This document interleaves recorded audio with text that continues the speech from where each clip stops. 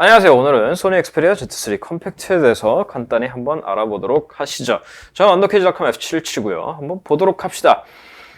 일단은 이거의 가장 큰 특징은 작은 크기에 성능이 좋다는 것가 되겠는데, 그동안 휴대폰은 계속 커지기만 했었고, 이제 작은 스마트폰은 성능도 따라서 작아지는 그런 문제점들이 있었죠. 아무래도 큰 게 좋은 거라는 인식이 강하고, 작으면 비싸게 받기가 어려워서 그렇지 않았나 싶은데, 소니가 엑스페리아 Z1 컴팩트부터 그거를 좀 깨서 환영을 많이 받았고, 요게 그 최신작입니다. 한번 보도록 하시죠.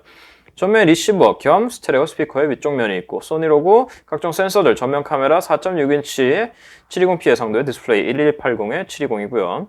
굳이 이 사이즈에서 FHD까지 갈 필요는 없는 것 같아요. 사실 5인치까지는 720p로도 충분히 커버 가능하지 않나 싶고요. 여기 키는 없고 소프트키로 대신 들어가 있죠. 그리고 오른쪽에 전원키, 볼륨키, 반샷을 전환하는 카메라 키가 있고, 사이드 같은 경우에는 반투명 플라스틱으로 처리가 되어 있는데, 이거는 흰색이라 별로 티가 안 나는데, 색깔이 4개가 있어요. 흰색, 다홍색, 초록색, 까만색까지. 그 다른 좀 유채색에서는 이게 색이 좀 발랄한 느낌이 많이 들어서 나쁘지 않더라고요. 저는 메탈도 좋지만. 위쪽에 2차 마이크가 있고 이어폰 잭이 있고요. 왼쪽에는 마이크로 SD카드 슬롯 겸 마이크로 USB 포트가 있어요. 열면 이런 식으로 마이크로 USB 포트, 마이크로 SD카드 128기가까지 확장이 가능하고, 아래쪽에 마그네틱 포트가 있고요. 충전 액세서리를 여기 쭉 달라붙어가지고 충전이 돼요. 데이터는 지원이 안 되고, 아래쪽에는 나노 유심 카드 트레이가 있고요. 이쪽에 보시면 종이가 있는데, 이게 각종 인증 및 IMEI 등 폰 정보가 적혀 있는 거예요. 원래는 이게 이 뒤에 있는데, 디자인상 플러스 훼손 방지를 위해서 안에다가 넣어놓는 건데, 아이디어상으로 좋아요. 아주 뒷면을 깔끔하게 유지할 수 있으니까. 다시 닫고, 이쪽에 스트랩폴이 있고요. 마이크. 네. 그리고 뒤쪽에 20.7메가픽셀 카메라가 있고요. LED 플래시, NFC는 여기에 소니 로고, 엑스페리아 로고까지. 일단은 전 후면에 유리가 탑재가 되어 있고요. 엑스페리아 Z1 컴팩트 같은 경우에는 요게 앞은 유리인데 뒤쪽에는 내수용만 유리를 쓰고, 일본 내수용만 유리를 쓰고, 글로벌판은 뒤에다 아크릴 썼는데 거기다 유리 썼다고 거짓말 쳐가지고 된통 혼났었는데, 이번 거는 그렇지는 않은 것 같아요. 설마 또 아크릴은 아니겠지? 그런 것 같아요. 일단 전반적으로 봤을 때 완성도가 꽤 좋아요.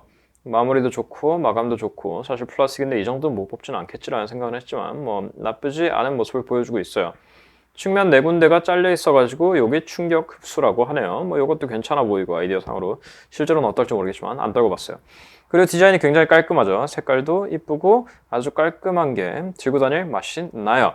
여기까지 들으면 완전히 좋고 깔끔하면서 성능도 좋은 놀라운 스마트폰이 되겠지만, 일단 전원을 켜보고 말씀을 드리자면, 일단 디스플레이는 그냥 5인치의 720p, 4.6인치의 720p 해상도 자체는 괜찮아요. 하지만 문제는 다른 곳에 있었으니 일단 너무 파래요.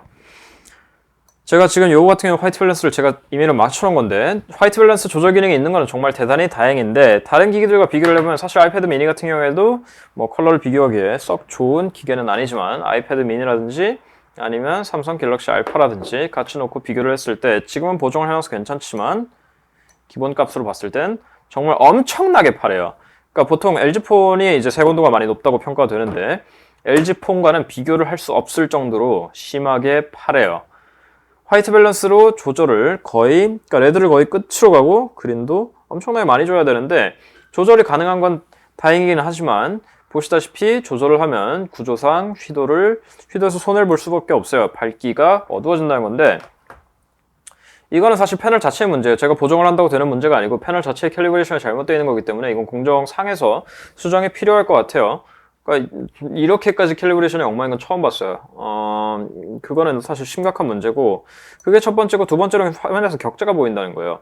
그러니까 해상도가 낮아서 격자가 보인다 이런 문제가 아니고, 그러니까 단색으로 띄워놨을 때 이게 터치 패널에 격자가 보이는 건지 아니면 디스플레이 자체 패널에 격자 문제가 있는 건지 모르겠지만, 단색을 띄워놓으면 이게 화면상에서는 잘 보이지 않는데 미세한 격자가, 그러니까 단색이면 솔리드하게 단색이 나와야 되는데 미세한 격자가 있어서 보기에 꽤 거슬린다는 거예요.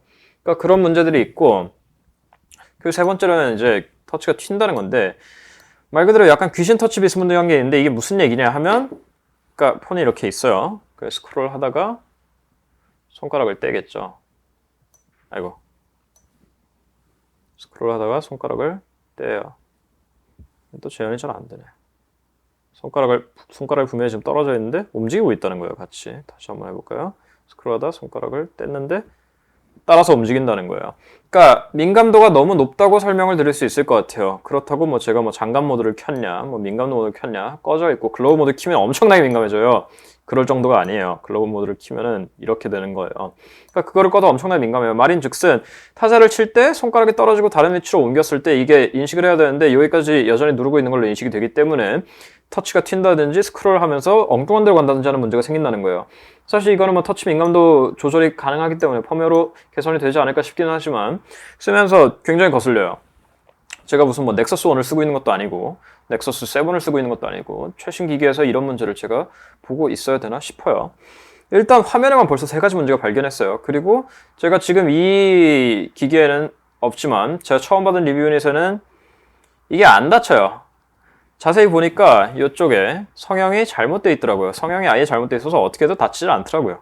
그러니까 그런 식으로 QC 문제가 있어요. 뭐 Z2도 그랬고 Z3도 QC 문제가 있는 것 같은데 제가 막상 당해보니까 뭐 어이도 없고 뭐 아예 처음에 받았을 때부터 플랩이 안 닫히니까 좀 쓰더니 카메라 키도 한 머리 돼가지고 안 눌리더라고요. 뭐 여하튼 교품을 받긴 했는데 좀 이번엔 QC 문제 심각한 것 같아요. 뭐 일단은 제품으로 다시 돌아가서 런처 자체는 맨날 볼 수 있는 엑스페리아 런처예요. 뭐 안드로이드 키캣으로 가면서 아이콘 크기가 키캣에 맞게 전반적으로 커졌다는 것 이외에는 런처상에 별 차이점은 없고 항상 생각하시는 것처럼 멀티미디어 기능은 뭐 타의 추종을 불허하게 돼 있어요. 소리에서 오디오 설정에서 USB DAC를 끼워서 바로 디지털 앰프로 뽑으실 수 있다든지 아니면 마이크 감도 조절 기능이 들어가 있다든지 헤드폰 종류를 결정해서 소리를 파인튠 할 수 있다든지 아니면 당연히 클리어 베이스가 들어가 있어서 조절이 가능하다든지 하는 것들이 가능하고 이번에도 Z3와 마찬가지로 화면 녹화 기능이 있기 때문에 화면 녹화를 누르고 이런 식으로 화면에서 조절을 한 다음에 녹화를 끝내고 화면 녹화를 보면 자 이런 식으로 녹화를 해서 쉽게 설명을 할 수가 있다는 거예요. 이런 멀티미디어 기능들 그리고 이번에 디스플레이 측면에서도 하나가 추가가 됐는데 화면 쪽으로 가면 이미지 향상에서 엑스리얼리티에 추가해서 최고로 생생한 모드 이게 엑스트라 비비드 모드인데 들어간 거예요. 근데 뭐 엑스리얼리티나 엑스트라 비비드나 색깔을 너무 왜곡하는 감이 있기 때문에 별로 추천해드리고 싶지는 않아요. 뭐 그런 멀티미디어 기능들이 추가가 됐는데 사실은 기능적으로 추가가 된 부분들은 많은데 저는 오히려 엑스페리아 Z1 때보다 Z2에서 Z3로 가면서 소리는 더 메가리가 없어진다는 느낌이고 그리고 전면 스피커가 이게 굉장히 심각해요. Z3는 꽤 괜찮았는데 Z3 컴팩트 같은 경우에는 전면 스피커가 너무 후져요. 그러니까 뭐 방수다 어쩌다 인정을 하더라도 이거는 소리가 그러니까 크기는 나쁘지 않은데 소리가 너무 울려가지고 들어먹을 수가 없어요. 여기 개선 옵션이 있긴 해요. 아까 소리에서 보여드렸지만 여기 오디오 설정에 S-포스 프론트 서라운드라는 게 있어요. 무슨 이런 무시무시한 이름이 있는데 누르면 소리가 더 울려. 소리도 울리고 화면 전체가 떨려가지고 이건 도저히 들어먹을 수가 없어요. 이건 정말 수준 이하의 스피커고 카메라 같은 경우에도 예상했던 것보다는 상당히 별로예요. 그러니까 Z1, 2, 3에서 컴팩트까지 Z1 컴팩트까지 포함해서 같은 모델을 쓰는 걸로 알고 있는데 왜 컴팩트 라인으로 오면 사진이 묘하게 살짝씩 후져지는지 모르겠어요. 이미지 프로세싱에서 다르게 하기도 힘들 텐데 그런 문제들이 있어요. 그리고 다음으로는 통화 품질인데 통화 품질도 영 좋지 않아요.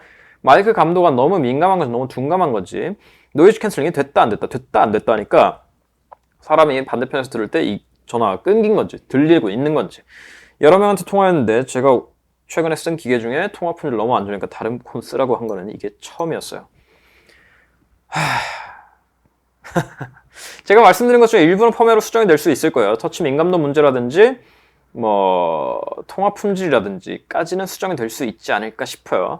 잘 봐준다면 이어폰을 듣는 음질까지도 수정이 될 수 있지 않을까 싶어요. 근데 글쎄 전작에 비해서 너무 문제도 많고 여러 가지 실망감을 많이 줬어요. 처음에 QC가 잘못돼서 플랩이 안 닫히는 것부터 제가 열받아서 그럴 수도 있지만 객관적으로 봤을 때도 스피커는 너무 후지고 터치 유령 터치가 있고요. 통화 품질도 후지고 사진도 묘하게 안 나와요.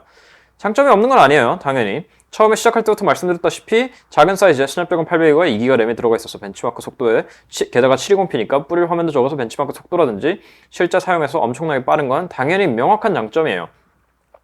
배터리도 2600mAh지만 상당히 오래가요. 그러니까 화면 크기가 작고 소니 자체 절전 모드가 꽤나 충실한 편이기 때문에 굉장히 배터리가 오래가요. 갤럭시 S5급이라고 보시면 될 것 같아요. 이런 거는 분명한 장점이에요. 근데 멀티미디어 기능들, 소니가 밀어붙이는 멀티미디어 기능들이 그렇게 떨어지는데 글쎄 이거에 대한 메리트가 있나라는 말에는 뭐 작은 폰을 찾으면 이거 작고 성능 좋은 폰을 찾으면 이거 말고 별다른 대안이 없기 때문에 사야 되기는 하겠지만 추천하고 싶은 기계는 절대 아니네요. QC 뭐 이거 같은 경우에는 제가 아까 말씀드렸다시피 그런 문제 뭐 플랩이 안 닿는다든지 카메라 키가 함몰된다든지 출시된 지 한 달도 안 된 건데 같은 문제가 없는 양품에도 불구하고 이쁘긴 해요. 이쁘고 성능은 좋아요. 근데 곁다리 기능들이 그렇게 엉망인데 추천하기는 어렵지 않을까 싶어요. 제가 봤던 것 중에 가장 실망스러운 소니폰이라고 말할 수 있을 것 같네요. 소니 엑스페리아 Z3 컴팩트였고요. 더 자세한 사진이나 뭐 다른 기계에 대한 리뷰 보시고 싶은 저희 앱이나 저희 홈페이지 찾아주시면 확인하실 수 있겠죠. 저희 언더케이지 뷰 채널도 잊지 말아주시고요. 저희 인스타그램, 페이스북, 구글 플러스, 트위터까지 SNS에서 저희 찾아뵐 수 있으니 그쪽에서 더 다양한 소식으로 뵙도록 할게요. 자, 그럼 Z3 컴팩트였고요. 이쁘긴 해요. 자, 다음 시간에 뵐게요.